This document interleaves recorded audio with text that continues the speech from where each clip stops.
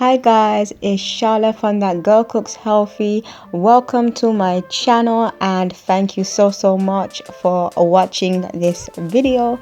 Today I'm going to show you how to make this Jamaican stew beef recipe. Yes, I'm showing you how to make stew beef, that melt in your mouth type of beef recipe that you need in your life. So sit back, kick back and relax while I show you how to make it.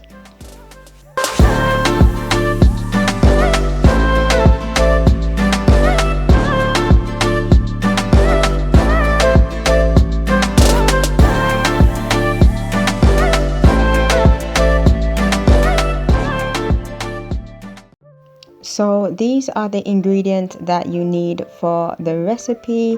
I have here some diced beef that I already cleaned. I cleaned that off camera using, the Caribbean traditional way that we clean meat. I also want to talk about the beef. The beef that I'm using is lean beef, so the percentage of fat is, I believe it's less than 5%.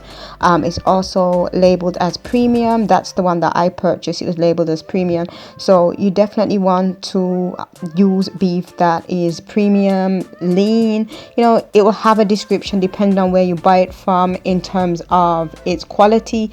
You don't want to use beef that is not labeled as lean or premium, because that's going to result in stew beef that's going to be tough and chewy, and you're going to be disappointed, and that's not something that I can control. It's the buyer that will have to control that. So I do recommend spending a bit more on beef when you're doing a recipe like this, because you want to have the good results for the stew beef. I'm also using some beef seasoning, and I'll mention as I go along in the video what seasoning I'm using, what that comprises of. It's a homemade blend that, if you've been following my journey, you know that I love to use homemade seasoning. I have some pimento, some thyme, scallion, onions, garlic, my homemade browning, some bell peppers, some carrots, tomato paste, chopped tomato, some coconut oil, and I also have a Caribbean sweet potato because that's my favorite type of sweet potato that I like to use, and I also have some hot water as well. So I'm going to start by seasoning the beef. So I'm going to season it with my homemade seasoning blend, which is paprika, black pepper, coriander, also known as cilantro, garlic granules, onion granules, pink salt, and chili flakes. And I will leave the link to how I make the recipe in the description box. So I'm mixing that together just to make sure that it's even and there's no different parts of the seasoning that hasn't been mixed together. And I'm just going to sprinkle that on to the beef.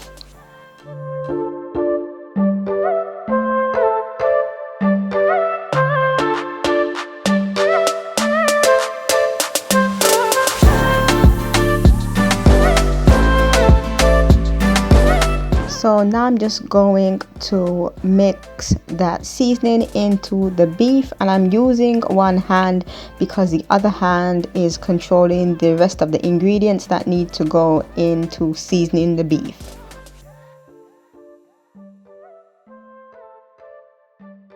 So when you work that seasoning into the beef, you really want to make sure that you are coating each piece of beef, because that's going to help to give it some flavor. So make sure that you really are working in that seasoning that you've added. So now that I've added my beef seasoning, it's time to add my browning. And as I said, this is a homemade recipe, and because it's homemade and it's not as bitter as the store-bought type, I'm actually being a little bit more generous with the amount that I'm using, and I'm just going to work that in, and that's going to help with giving our beef some nice brown color.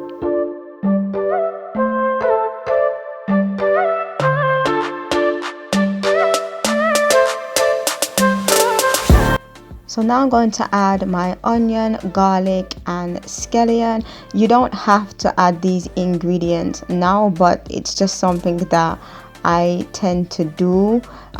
It's just something that I really do with certain recipes, and this just happens to be one of them. But you can leave that if you want to and just add it when you're sauteing the beef. But I just like to add mine now because it's just a habit that I've got into doing.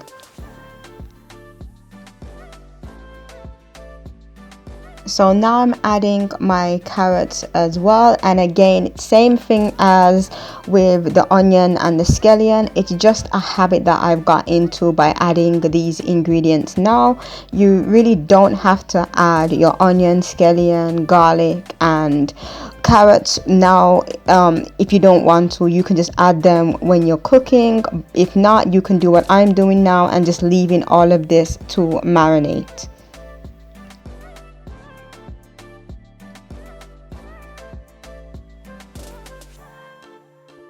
So now that I've seasoned the beef, I'm just going to leave this to marinate. I like to leave mine overnight, but you can leave it for several hours if you want to.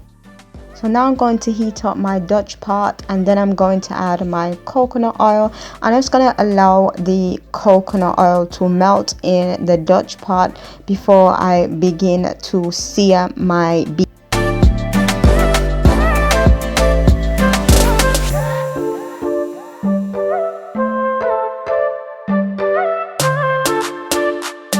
So now that my coconut oil has melted and my Dutch pot is nice and hot, it's time to add my beef. I'm just adding the beef in batches.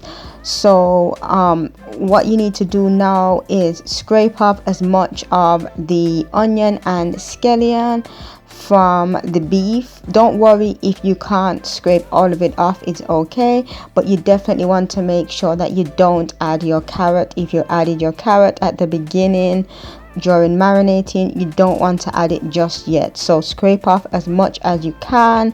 If not, it's fine, because we're just going to sear the meat right now and just allow that meat to be sealed in flavor and be nice and brown.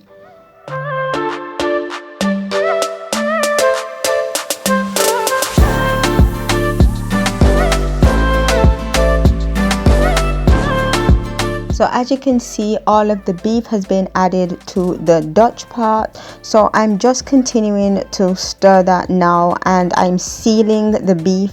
This is a crucial step. So when you're making any type of meat recipe and it requires searing, you really want to make sure that you do this for several minutes. And this is helping to lock the flavor in of any seasoning that we've added before. Once I've done that, I'm just going to add my thyme that I've bundled together, and I'm just going to lower the heat and put the Dutch pot lid on, and I'm going to allow this to just cook now.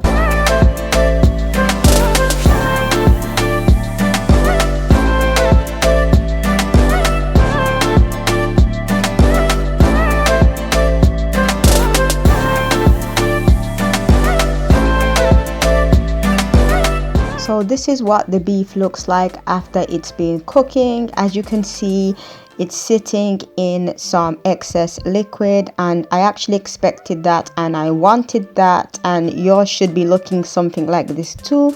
But I want to get rid of some of that liquid, so I'm going to just turn the heat up and get rid of it slightly, not too much, just a small amount of the liquid. So this is what the beef looks like now after I managed to just cook off some, not all of the liquid, and there's still some liquid there that I can work with for the rest of the ingredients. So now I'm just going to add any onions that I had left over, and I'm also adding my carrots now. And once I've added those, I'm just going to stir that in with the beef, and I'm just going to allow those to cook.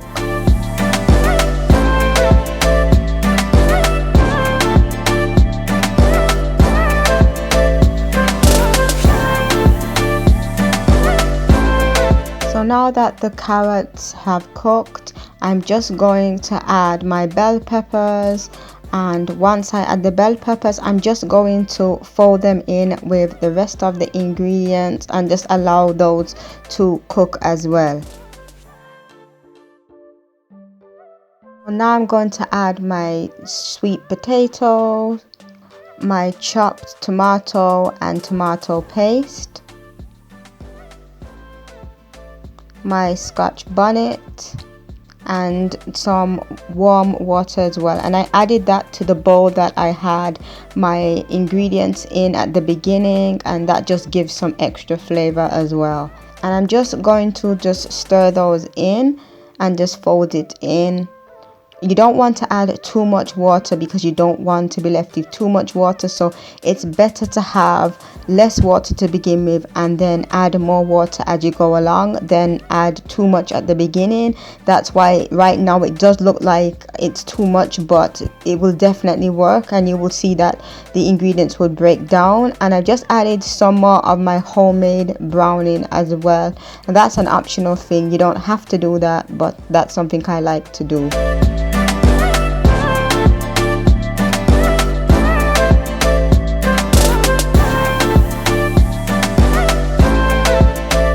So this is what my stew beef looks like now, and I let mine cook for up to an hour, and I did add a little bit more water as I went along. So now I'm just going to remove the scotch bonnet. I'm also going to remove the thyme stems as well.